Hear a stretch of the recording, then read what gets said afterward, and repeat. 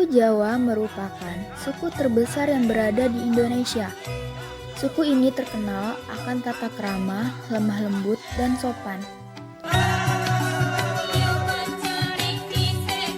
Masyarakatnya tidak hanya berada di Jawa saja, melainkan tersebar ke seluruh pelosok Indonesia. Hal ini karena penduduk Pulau Jawa ikut program transmigrasi saat pemerintahan Orde Baru. Kebesaran suku Jawa tak bisa dilepaskan dari sejarahnya yang panjang. Hasil kebudayaan berupa peradaban suku Jawa menjadi salah satu yang paling maju. Hal ini dibuktikan dengan adanya kerajaan-kerajaan adidaya yang terdiri di tanah Jawa beserta beragam warisannya yang masih dapat dinilai hingga saat ini. Teori mengenai asal-usul suku Jawa pun beragam. Beberapa di antaranya adalah 1. Babat Tanah Jawa. 2. Catatan kuno India. 3. Surat kuno Karaton Malang. 4. Teori arkeolog. Dan 5. Teori sejarawan.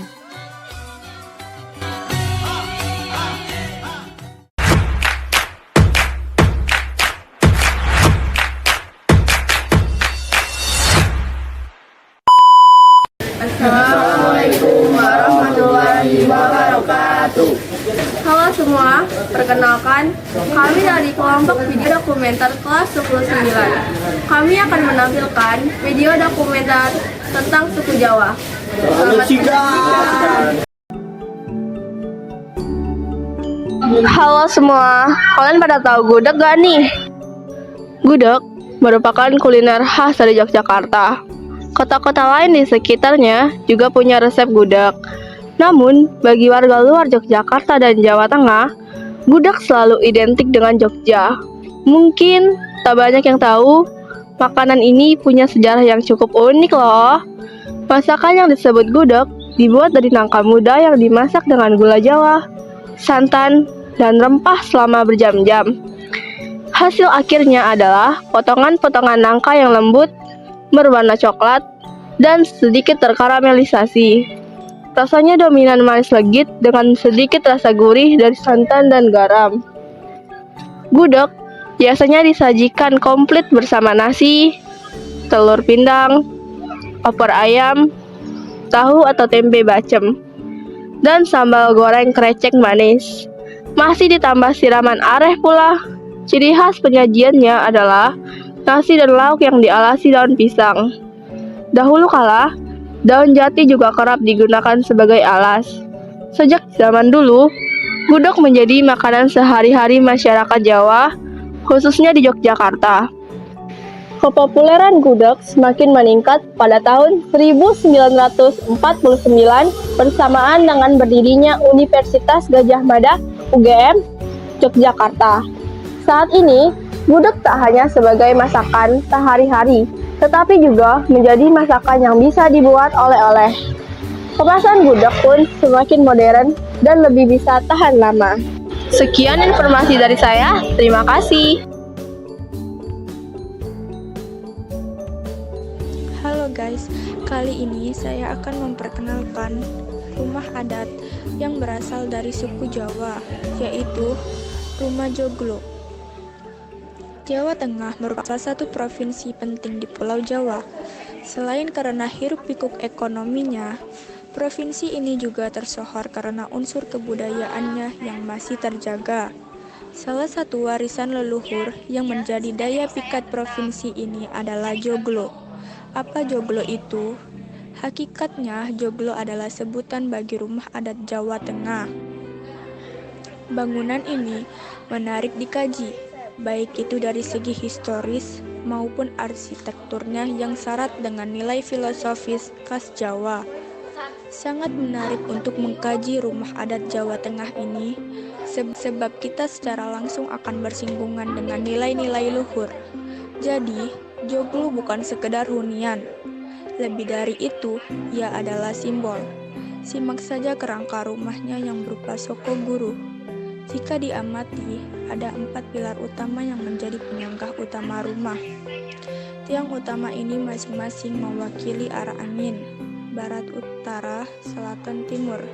Lebih detail lagi, di dalam Soko Guru terdapat apa yang dikenal dengan tumpang sari yang disusun dengan pola yang terbalik dari Soko Guru.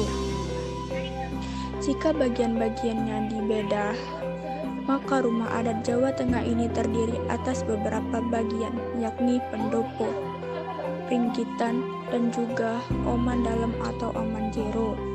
Yang dimaksud dengan pendopo adalah itu, pringkitan sendiri merupakan bagian dari ruang tengah yang umum dipakai menerima tamu yang lebih dekat. Sementara itu, yang dikenal dengan istilah oman dalam atau oman jero adalah ruang di mana keluarga bisanya bercengkrama. Ruang keluarga ini pun dibagi lagi ke dalam beberapa ruangan, kamar atau sentong, yakni sentong tengah, kanan, dan juga kiri. Sekian dari saya. Terima kasih. Halo teman-teman, kali ini saya akan memperkenalkan salah satu tarian yang berasal dari suku Jawa, yaitu tari Gambyong. Gambyong merupakan salah satu bentuk tarian khas Jawa klasik yang berasal mulai dari wilayah Surakarta dan biasanya dibawakan untuk pertunjukan atau menyambut tamu. Gambyong bukanlah satu tarian saja, melainkan terdiri dari bermacam-macam koreografi. Yang paling dikenal adalah tari Gambyong Pareanom dan tari Gambyong Pangkur. Meskipun banyak macamnya, tarian ini memiliki dasar gerakan yang sama, yaitu gerakan tarian tayub atau ledek. Pada dasarnya, Gambyong diciptakan untuk penari tunggal. Namun sekarang lebih sering dibawakan oleh beberapa penari dengan menambahkan unsur blocking panggung sehingga melibatkan garis dan gerak yang serba besar. Secara umum, tari Gambyong terdiri atas 3 bagian, yaitu awal, isi, dan akhir. Atau dalam istilah tari Jawa gaya Surakarta disebut dengan istilah maju beksan, dan mundur beksan. Yang menjadi pusat dari keseluruhan tarian ini terletak pada gerakan kaki, lengan, tubuh, dan juga kepala. Gerakan kepala dan juga tangan yang terkonsep adalah ciri khas utama dari Gambyong. Pada awalnya, tari Gambyong digunakan pada upacara ritual pertanian yang bertujuan untuk kesuburan padi dan perolehan panen yang melimpah. Pakaian yang digunakan bernuansa warna kuning dan warna hijau sebagai simbol kemakmuran dan kesuburan. Sebelum tarian dimulai, selalu dibuka dengan gending pangkur. Teknik gerak, irama iringan tari dan pola kendangan mampu menampilkan karakter tari yang luwes, kenes, gewes, dan trengnya. Sekian penjelasan singkat dari saya tentang tari Gambyong. Terima kasih. Topeng merupakan salah satu seni pertunjukan teater yang memainkan cerita-cerita Panji. Pertunjukan ini dilakukan setiap hari dengan jumlah pemain sekitar 20 orang. Semua penari kecuali pelawak ketika masuk dan keluar pentas menari dengan luaksana miring, sehingga mirip wayang kulit. Semua penari menggunakan topeng kecuali dalam adegan-adegan perang. Warna-warna topeng pada teater ini menyiratkan arti simbolik karakter. Misalnya, hitam untuk melukiskan watak teguh pendirian, emas untuk tokoh yang halus budi, putih untuk tokoh putri dan sebagainya. Dialog dilakukan dengan bentuk tembang diiringi dengan gemelan pelok atau selendro. Pertunjukan ini dipentaskan hanya untuk pemerintahan ajatan. Lakon yang dikenal ialah perkawinan Bancak, Keong Mas, Bencak Barang Jantur, dan perkawinan Gambiranom.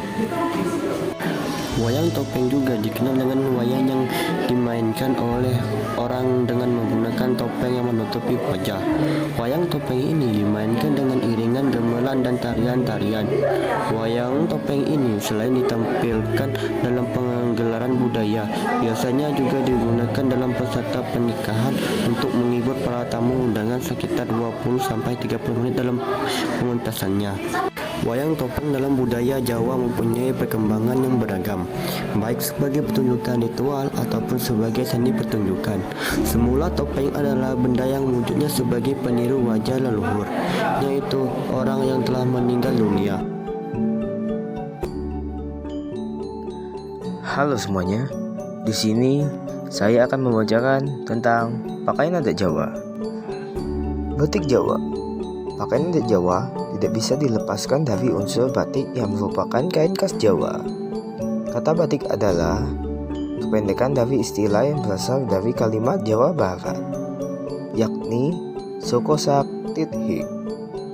Artinya adalah mengerjakan sesuatu sedikit demi sedikit. Namun, ada pula yang berpendapat bahwa istilah batik berasal dari kata amba, yakni berarti lebar, dan titik atau matik yang berarti membuat titik. Jika disatukan, artinya menjadi membuat titik pada kain yang lebar.